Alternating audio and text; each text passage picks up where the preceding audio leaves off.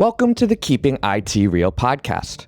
This podcast features honest and transparent conversations about what it takes to manage corporate technology and expenses today. Each episode, listen to true and personal stories from IT professionals who are working hard to make sure their business stays connected and competitive. I'm your host, Jethro Castillo, and let's meet our next guest. I am joined by Matt Kulangara, the CIO of Woodruff Sawyer, an insurance and consulting firm in the U.S. that protects the people and assets of more than 4,000 companies.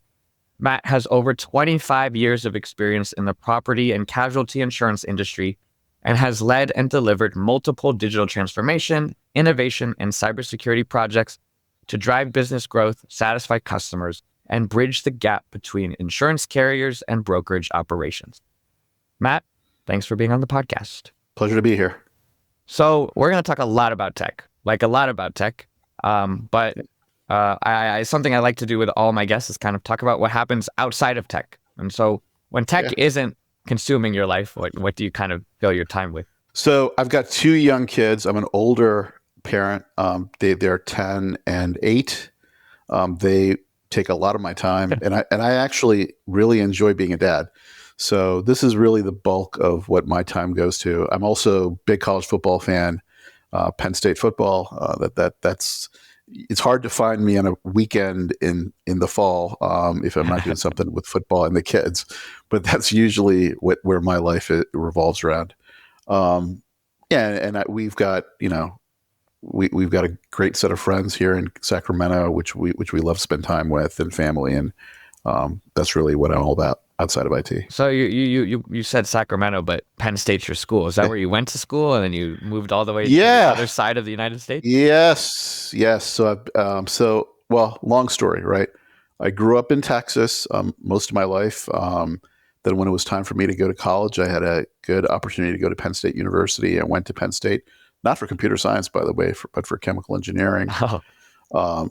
And after about 4 years there, I decided, where the hell am I becoming a chemical engineer? I'm not really passionate about that. I should be in IT.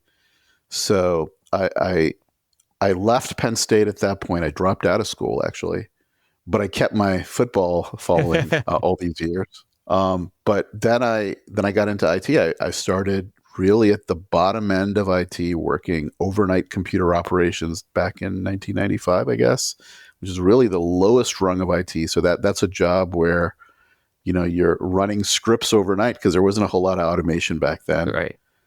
And I was fortunate enough in that job that I moved up to help desk and help desk manager. And then the rest is history. I mean, so 23, 24 years later, this is my second CIO job. So that is the long circuitous route from Penn State to Sacramento. So it's been a couple of moves for the right job across country. And it's been a great journey, actually. I honestly love that. Just to go to school for one thing and be like, wait, wow. And not even just shift within the school, but be like, it's not school at all. And kind of just pivoting to. No, it was, I'm stubborn sometimes to a fault, right? When I was a freshman at Penn State, you had to do all the different engineering fields before you picked one. And one of my first classes was computer science. And I remember the professor saying, I don't know what your degree is going to be in, but it should be computer science. And I was like, no, I'm going to do chemical engineering. But I'm stubborn that way, I guess. But it worked out at the end. If he saw you now, he'd be like, told you so. He has said he told me so. So yeah. That's awesome. That's awesome. College football is a bittersweet sort of statement for me because I went to Notre Dame and football has always been the telltale of that school, but also back 30, 40 years ago, I haven't experienced sort of the joy of Notre Dame football in a while. So Penn State, Notre Dame had some battles back in the day. Yeah. That was a yearly thing when Penn State was an independent. Yeah. So but I feel your pain. Penn State hasn't won anything in a while either. Yeah.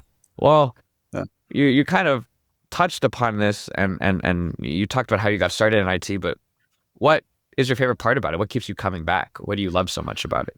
The great thing about IT, especially at this time to be a CIO, is you're a CIO in the digital age where everything is happening, right? Like, in my career, we've seen the evolution of Google, Facebook, cloud computing, now AI. So What's exciting about this role of being in IT is everything is changing, and you can really solve problems if you're engaged, right? So a lot of, I read somewhere, I forget where it was, that software was eating the world. It's absolutely true. And so being at the cutting edge of it, where you're actually transforming this analog world to a digital world, that's super exciting. And for me, I'm an insurance guy. I've spent my entire career in insurance. Even my first job as a computer operator was in insurance.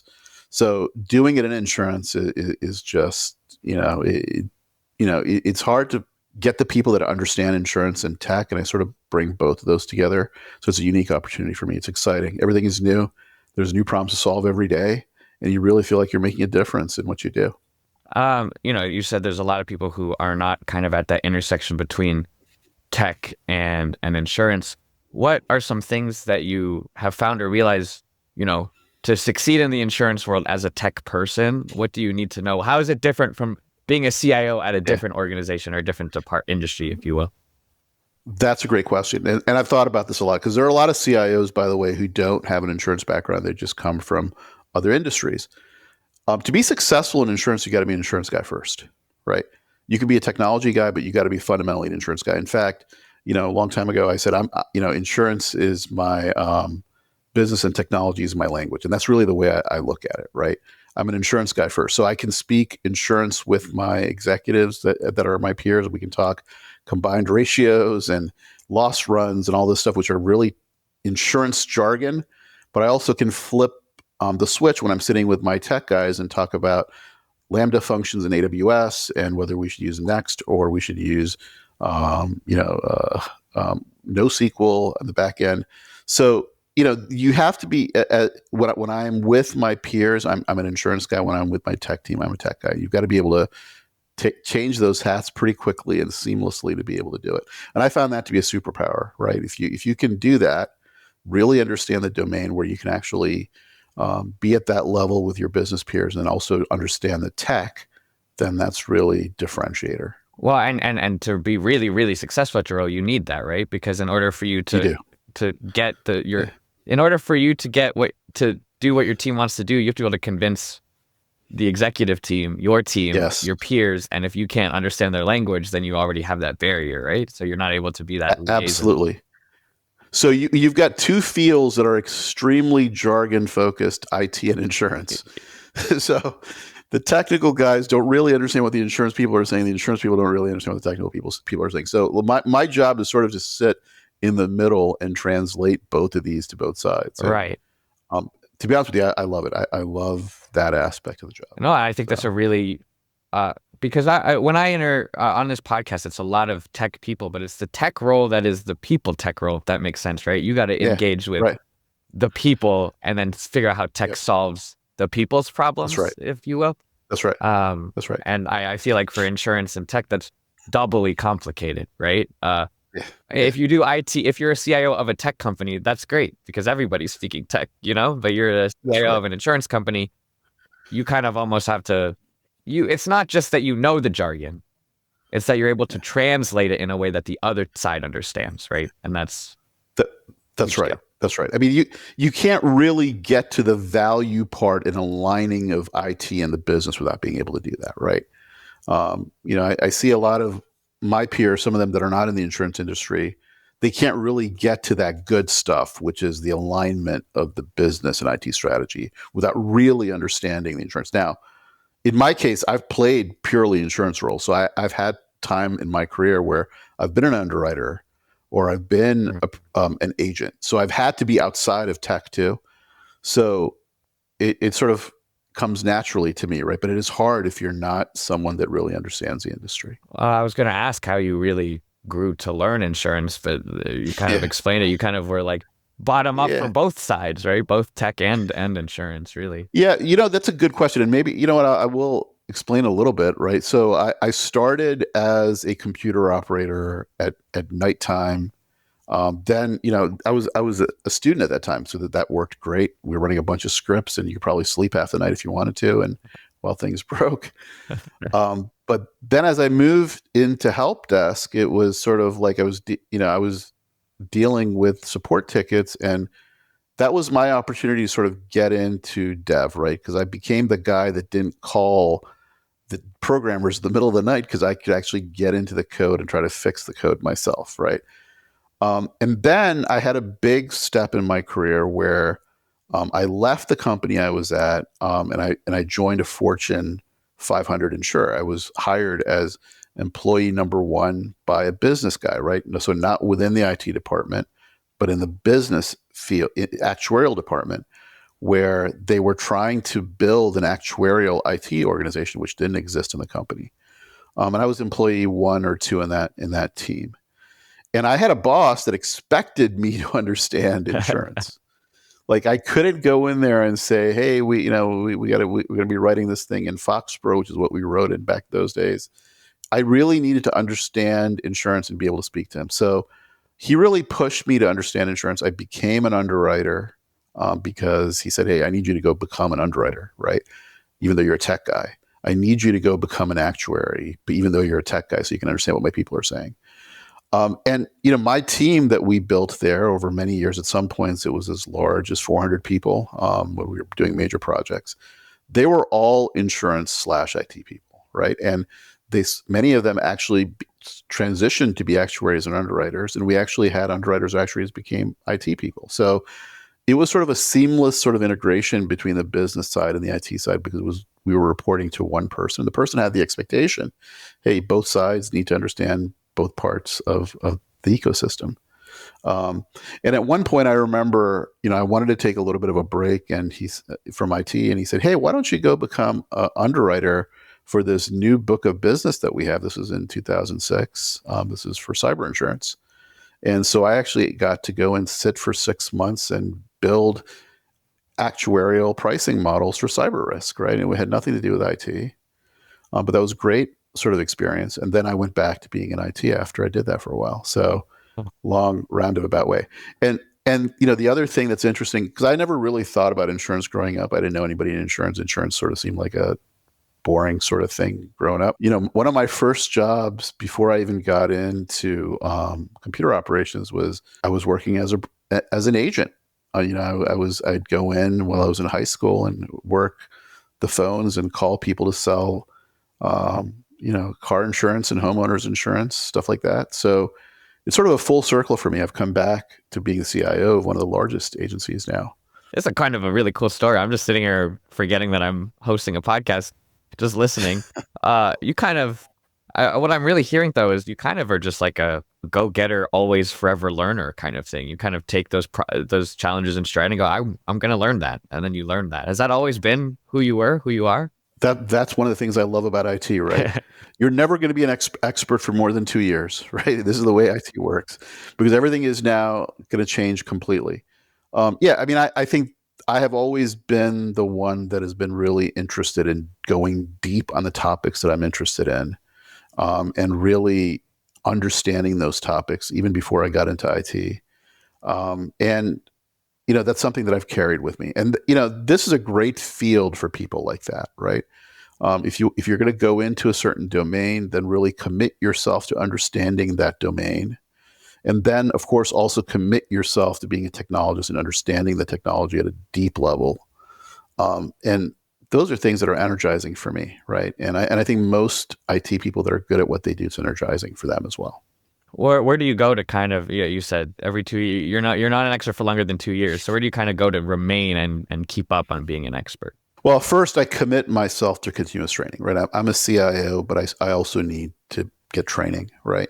So, there's always something new. And I always pick one thing I want to learn every year that is a technical thing that has nothing to do with being the CIO part of my role. And I've done that for 20 years, right? So this year for me was, hey, I want to go learn Laravel. I don't know anything about Laravel. It's sort of been a competing technology to the things that I've known most of my life. And it's not even something that we use at work, but I wanted to go learn it. But that was what I picked this year. So I make a commitment to go and learn and really get deep into that technology if I can, right? The second thing is, one of the things that I asked for when I join any organization is I want to connect with Gartner. Gartner is a great organization for white papers on technology, and just their peer community is great. So I'm very involved with Gartner on the discussion forums with other CIOs, but also learning about technology from their white papers. But we're also partners with Norex. Norex is a vendor agnostic community of IT professionals that basically talk about IT, right? So these are the three areas where I sort of learn things. I'm also a member of a mastermind of CIOs. So we've got a mastermind of insurance CIOs that gets together once a month, and we share our findings with each other, right? We talked, for example, last week about Gen AI. Is it cracked up to be what it is, what people were spinning it up to be? But yeah, so that is, I would say that I probably spend at least 5 to 10% of my time thinking about how to develop my technical skill set, right? Right. And then I guess this leads into the next question, but what fills up the 95% of your time? What does your day-to-day look like when you're not trying to improve yourself? So the CIO role is a lot about communication, right? It's about understanding where your peers are, and that changes on a day-to-day basis. So I would say at least 30 to 40% of the time is just communicating and understanding what the business needs and readjusting the alignment with IT on a daily basis, right? It's not a quarterly thing. It needs to happen all the time. Another probably 30% of my time is just checking in with my team about where they are blocked or where they need help. So, I can be dangerous with a little bit of code if I need to be.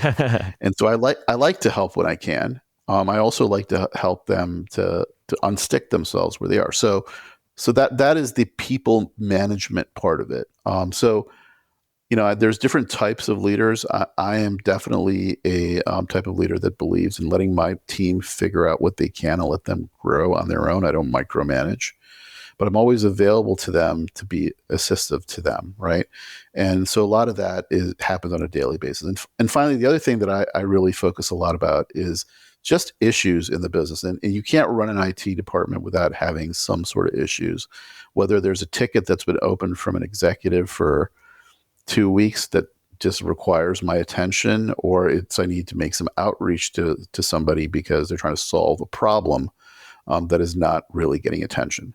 So it is a mix of those things, right? Some days it's more one than the other, but that's a pretty good summation of how my day goes. Interesting. Right. I kind of talked about you and your company a bit, but I kind of want, you probably can, not probably, but you definitely can do that way better than I can. So I kind of want to give you the floor to tell me about your IT team and environment, how long you've been there, how many team members you have, and Yeah. ultimately how many employees rely on your team. Yeah. So Woodruff Sawyer, first of all, we're a 100-plus-year-old brokerage. We're not a new company. We're an old company. We're one of the oldest independent and biggest independent brokerages in the U.S. We're based in San Francisco, so a lot of our clients are names that you'd probably hear about in the tech industry. We're really a broker to the tech industry. When I applied for the job, it was about 5 years ago now, so I've been at Woodruff for about 5 years. The thing that really drew me to the job was they were looking to build enterprise IT. They didn't have IT as a holistic team at the company. They had some help desk people and they had some data folks, but they didn't really have IT, right? And so it was the challenge of actually going out and building an enterprise IT organization that really drew me to Woodruff. So in that time, we have sort of grown the team to about 21 employees, and we've got about 40 to 50 people offshore that support us. So we've got developers in India. At peak development times, our team can be as large as 100 offshore, by the way. So it's fluctuated based upon project demand. And what we've really done, we're not done in our journey of building enterprise IT. We've made progress, but we haven't completed yet. So there's still a journey left to be done. What I've really done is I've brought in really good directors and VPs for things like data and development and project management and security to really sort of build foundationally what that means at the company, right? And in the last 5 years, we've actually rolled out the company's first product called Connect. It's a first is a first step for us, right? And we expect to grow that out over years. And Connect was really built with the idea to solve a business problem. The business problem in the brokerage space is our risk management people spend too much time context switching between 50 different applications to get their work done.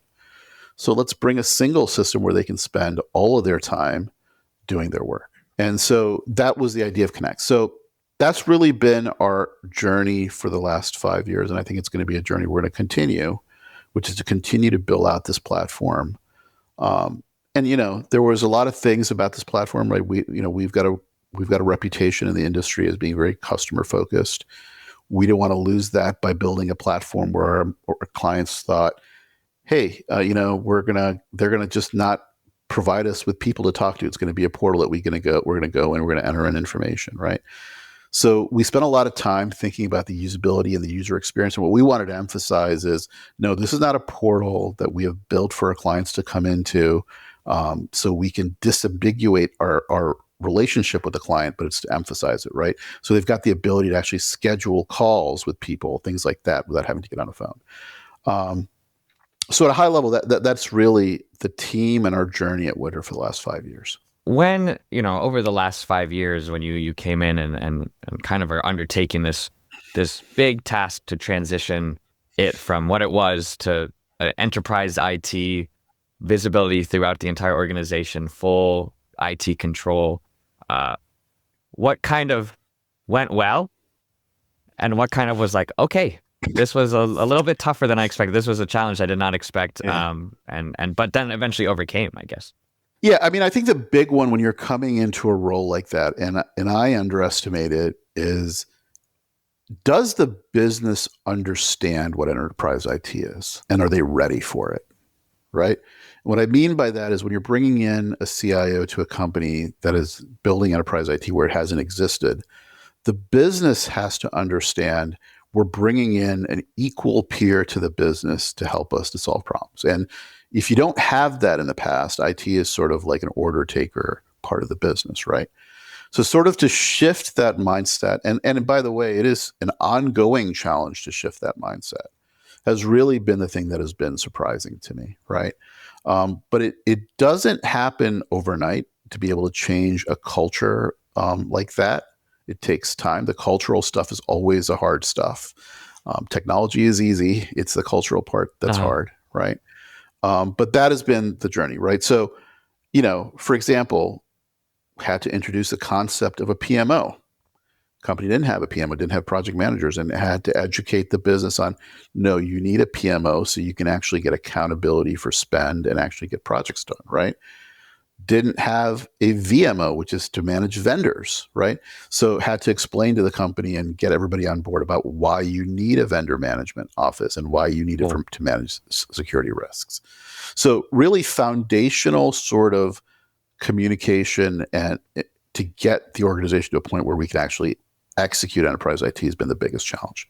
And I think the challenge that anybody in this role would have if you're building IT from scratch is all about going fast, is what it feels like. A lot of concerns that I hear from IT people is like, we just don't have enough time to even think about strategy and planning. We just got to go. Or that Gartner, run, grow, transform, right? Where it's like you need to have to somehow balance all three of those things. How did you, I guess it's, that's the role that you were hired for, but how do you then kind of balance that of, we need to take a lot of time here and it's going to take a lot of time to culturally transform? How did you balance that with also the need of, okay, but we still need to go fast? Yeah, so this is a great point. So this is the last 5 years has sort of been like changing the wheels on a plane as it's flying, right? We're trying to build this cultural muscle about what the things that we need to do in the process and the governance, but at the same time serve the business. So, when I walked in the door, one of the reasons the business wanted enterprise IT is the business had felt that IT had been deprived for a long time, right? They wanted to build a lot of systems, they wanted to build code, and it had just been stopped, right? So I never wanted to take the role and say, hey, let's stop and let's not do anything until we get the foundation right, because at that point you've lost the narrative, right? So what we tried to do is we tried to serve the business best we could without all the things that we needed initially, and as time goes on, sort of integrate that into our processes. So, Connect is probably about a third of our IT budget. Probably another third to 50% is actually on things the business is driving to get done, right? So the project management office was really important for that. It was one of the first hires that I made, is to hire someone to run my PMO and to run my development shop. Both those roles are key roles. And so we very quickly got the concept of project governance in place so the business could actually get what they needed to get done. And so we've evolved that over the last 5 years to be more mature. But yeah, you're right. No CIO wants to go slow. We have to go fast, and we have to build, and even if it's not ideal, right? But over time, you want to build those process and governance mechanisms that you can do it in the right way, and that's what we've tried to do. I'm curious. So enlighten me here. What does life look like without a business look like without a project management office, and then what changes dramatically with a project management office exactly? So numbers, right? The success rate of projects in insurance is 30%. So think about it. For every $1 million you spend, that means you're getting 300,000 in values. About 700,000 is waste, something like this, right? By having a good project management office, you actually improve that. So it's actually the most efficient way to spend your money. So as an example, at Woodruff Sawyer, we have a success rate of 98% with our project management office. That's the difference, right? That's foundationally the difference between having a PMO and just running projects ad hoc. Even if you don't call them projects, by the way, a lot of companies don't have project managers. They don't call them projects. They call them just software deliverables, something like this. But at the end of it, you have a project management office and project managers to actually get accountability and to be able to have successful projects. You said that it was 30% succeed in the insurance industry. I don't know if that's higher or lower than others. Probably lower. About the same. About the same. Why is it? About the same. Yeah. There's a lot of reasons for it. Project management. Okay, one of the main reasons is the business folks don't know what they want, right? So you start a project, we want to build X, but they don't have the details of it. So now, if you don't have a project manager that actually defines requirements, specifies how the project's going to be done, engages stakeholders, at that point, you probably start building and you probably start wasting money. So, but a project management project manager is actually going to drive it in a structured and formal way for it to be successful, right? At least the good ones are. But 30, I think insurance is 30%. I think the last number I had from PMI is like 35% or 40% success rate outside of insurance. Wow, so, that is a lot of waste without true governance over the project. Yeah, that's absurd. Right. You go from 30. Right. I love how you said too. You're like, oh yeah, it improves that, and you said 30% to 98%. Yeah. And I guess that's the cheat code, right? Or not a cheat code. I guess that's how it works. But to go fast and slow at the same time, having a project manager really helps with that, right? For sure. That does. I mean, think about it this way. A project manager's job is to do nothing but to worry about the successful outcome of projects. If you're just an IT manager or a business manager, you've got 50 other things you need to worry about. But the project managers, that's all they worry about, right? And if they're certified and if they have experience doing it, they know how to do it. So, it is, in my mind, is a single thing that organizations can do to drive better outcomes for their IT spend, especially if they're building, is to have a project manager. Obviously, one of the reasons why we love IT so much is that the problems never end, right? You solve one thing and then something else will come, whether that's because of the development of new technology or because you need to implement that in the first place. This whole conversion transformation into enterprise IT is a big one. But I'm sure that there are other things that you're noticing in the organization where you go, we can improve that, but that's lower on the priority list. So I guess looking past this, or even now, what are the kind of future goals or projects or problems that you want to solve that you'll get to when you can get to it? Well, so, I mean, I think the easy answer here is Gen AI, right? Gen AI is going to change everything about how we do business. It's not just insurance. I think it's going to change everything about a lot of white collar jobs, right? So if I can look at our business and say that there's opportunity just about everything that we do, right? So if you look at the work, for example, one of our account managers does probably about 80 to 90% of it is just rote clerical work, moving documents from one place to the other, making sure you enter things in properly. Gen AI can completely revolutionize that, right? And really let them focus on what they do best, which is risk management in the insurance industry. So, that to me is the real opportunity if it is done correctly, right? I think that there's a lot of hype these days about Gen AI, which is beyond what it can do. Gen AI is not intelligent, in my view. It is statistical results, right? So once we get to a point of really understanding what Gen AI can do, and I think for a general understanding within most people, it's going to probably take another 6 to 7 months, right, before the hype wears off. I think the opportunities are everywhere, right? And so, we will look at everything that we do in the business with Gen AI as a component. How does it help them to do their job better? What I don't ever want it to be is an easy button where somebody thinks that they can click a button and it's going to go do their job. That's not the intention of Gen AI. Gen AI is a tool, just like Excel is a tool, and just like Word is a tool. But I think it's a tool that's going to change everything about what we do, right? And so I think that's really the real opportunity. And by the way, we have plans to integrate that in Connect, which is what we're going to do going forward. This is kind of going back to what you were saying before and tying it in with this. When you make big sweeping change like this, and like we said, cultural change, that whole part of it is like the hardest part. Technology is easy. How do you go about beginning that process to allow people to embrace that change? Because like you said, Gen AI is going to change everything. Are people going to be okay with that change? And that's something you have to ensure, right? So what do you do to ensure that what you were sort of advocating for doesn't alienate the people? Education is really important. So it is not whether that there is going to be resistance to cultural changes. The question is how much there's going to be, right? Anytime you try to change a company or an organization culturally, there's going to be resistance. So with Gen AI and tech in particular, I think education is the most important thing. You have to educate people on why you're doing things and why it's better for them. If you can't make that case, hey, we're implementing this technology and this technology is going to make life better for you in some way, if they don't buy that, that's where you get cultural resistance, right? So a lot of the things that we do at Woodruff Sawyer is really about education, whether it's training, whether it's thinking out how we do things to have the least amount of cultural resistance, or whether it's just walking through and understanding why people are resistant to the change, right?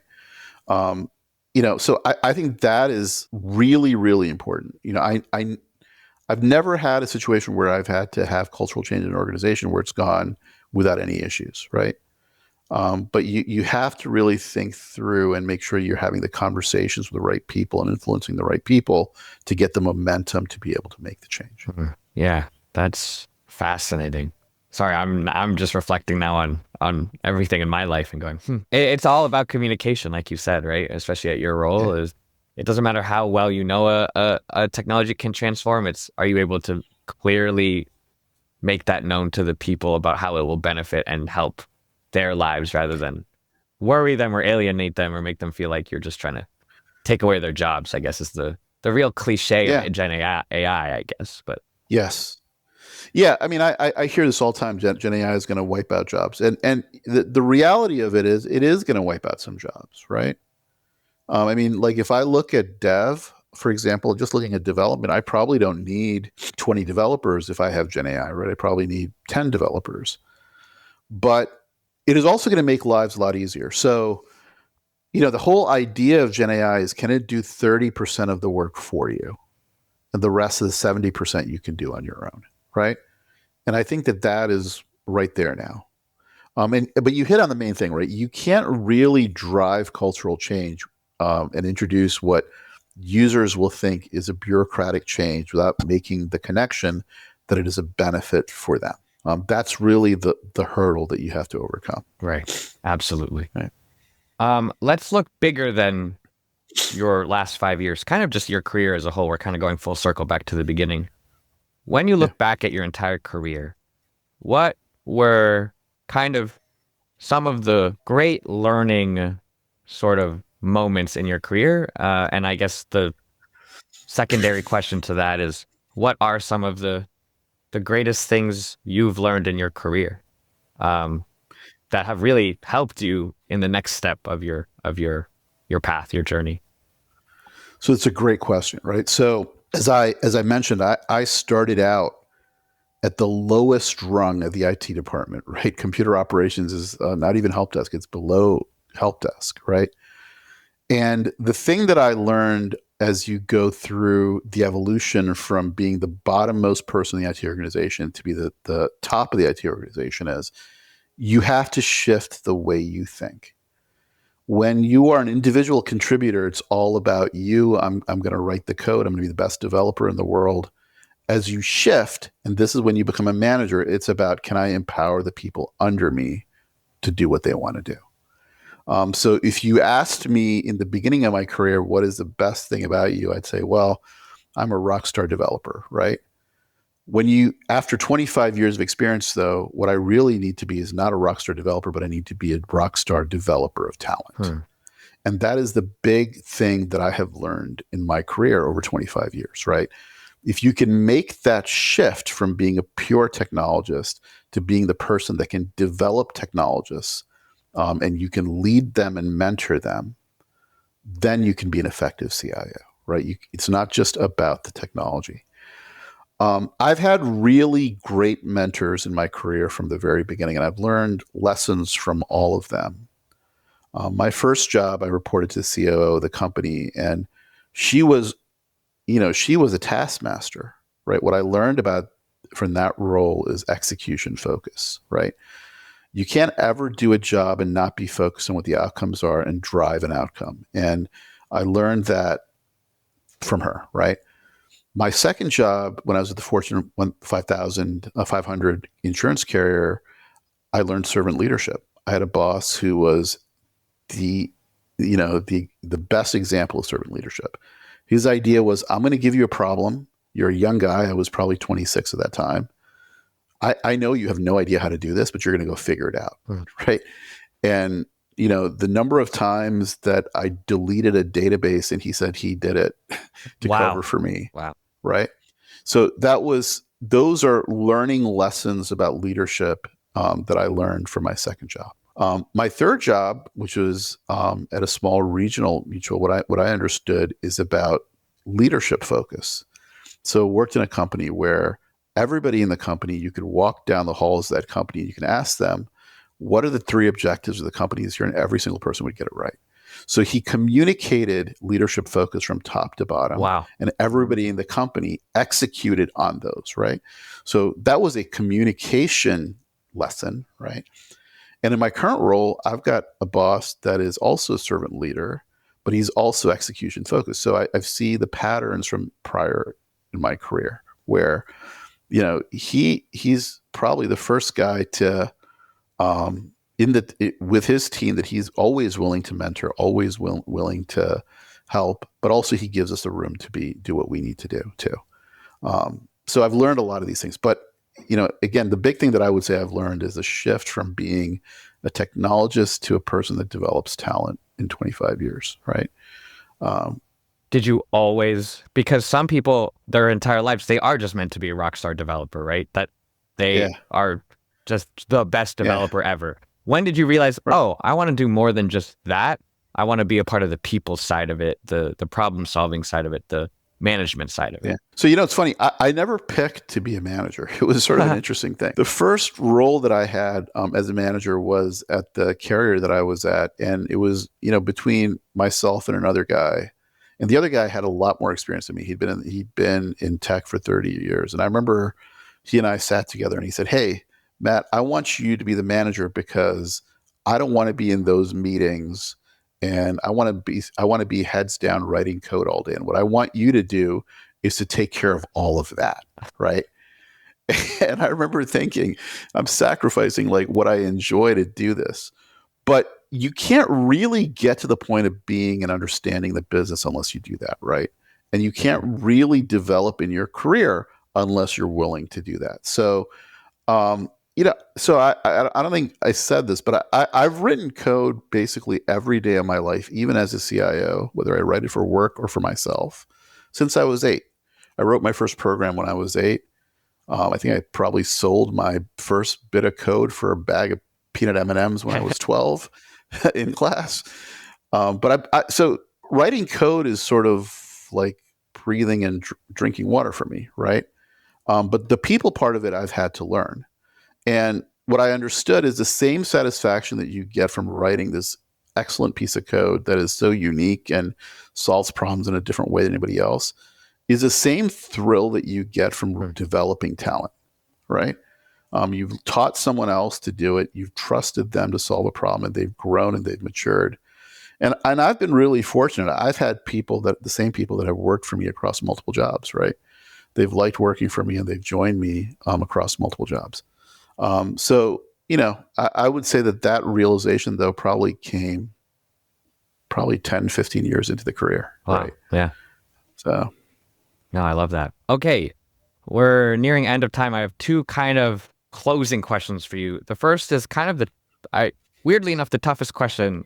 I know I didn't realize it when I added it, but it's the question that makes everyone pause for some reason. So I'll add some qualifications to the question.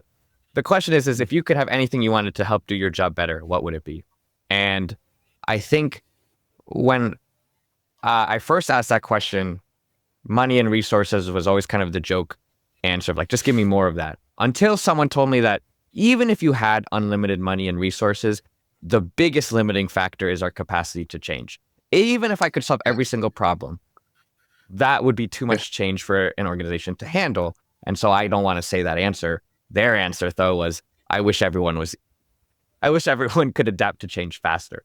So with that sort of context, how would you go about answering that question for yourself? What would you want to help you do your job better or support your IT team better? Well, I think a lot of CIOs want this, although they don't necessarily know how to communicate it. The biggest thing a CIO needs to do their job better is business alignment, right? A lot of CIOs get trapped in the process of solving the day-to-day tactical problems which overwhelm them, and they don't actually get to the business value return part of it. And so the alignment is the biggest thing that you need as a CIO to be successful. But I also agree that it's really not a question of unlimited resources and budget, because as you said, there's a certain amount of change that any organization can absorb, right? The other part of it is, natural development of teams, right? You have junior level developers going to mid-level developers to senior level developers, and they move on, right? Because at some point you lose track of career positioning and they don't have career pathways to do it, right? Is really to figure out a way that you can engage developers and other technical resources into their senior part of their career, right? That they don't have to leave. So I haven't really sorted that out. There isn't really a way to do that. Some companies will call them principal engineers, pay them a lot of money to do it, right? But there hasn't really been an avenue to do that. So 2 things that I would say is about really, and the first one is really about having executive stature of the rest of the C-level peers to have business alignment. You don't get that on every single job. And the second is to have pathways to develop talent, even after they become senior, right? Yeah.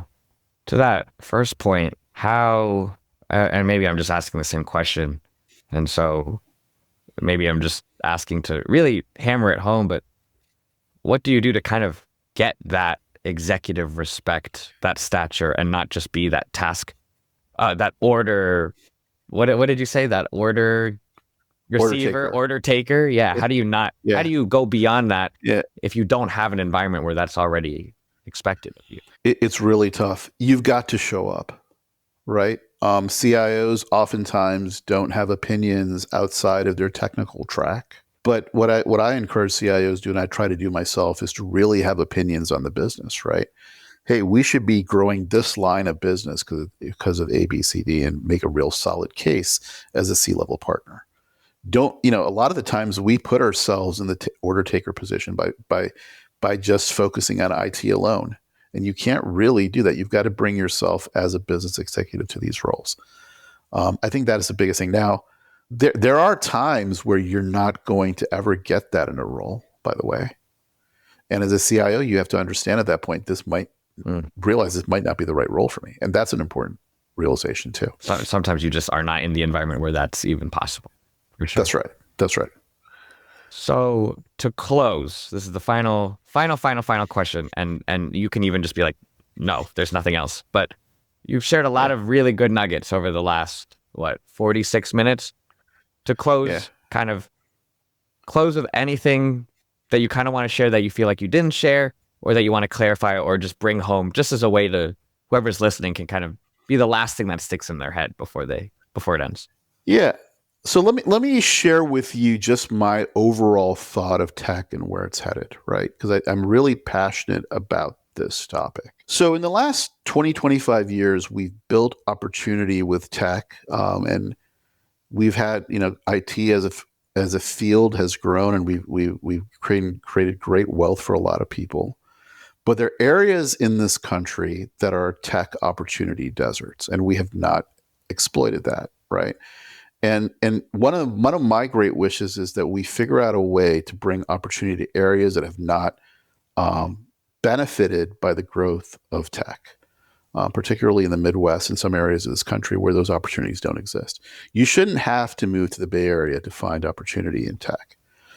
That's one. The second area that I'm really passionate about is really what's coming now, which is Gen AI and what it means for tech and work in general. And what I want to challenge people to think about AI is Gen AI is going to change just about every job there is. You can either prepare yourself to be part of the AI revolution, or you can be run over by it, right? So really understand what AI means to you and your career, and understand how you can actually take advantage of it, because it is going to revolutionize just about everything in the next 5 to 10 years. Well, Matt, thank you so much for your time. This was an absolutely enlightening conversation for me, and I hope for anyone else who listens. I could listen to you talk for hours more about everything. I think the way you think about things is very succinct and concise and very clear. And I think that's just very representative of the role and the job that you have, right? To be able to communicate and translate. So I really appreciate you translating in a way that I would understand and the listeners would understand too. So I just want to say thank you for your time and your expertise. And Matt, I wish you all the best. It's been a pleasure. Thank you. All right. Take care. All right. Bye-bye. VCOM Solutions is here to help make your IT projects and day-to-day operations as easy and efficient as possible. If you'd like to see how VCOM can help your organization save time and money, request a demo at vcomsolutions.com/demo. Do you work in IT? Be a guest on our podcast. Go to vcomsolutions.com/keepingitrealguest to sign up. Thanks again for dropping in. Don't forget to subscribe, and you can find us on social media at VCOM Solutions. Until next time.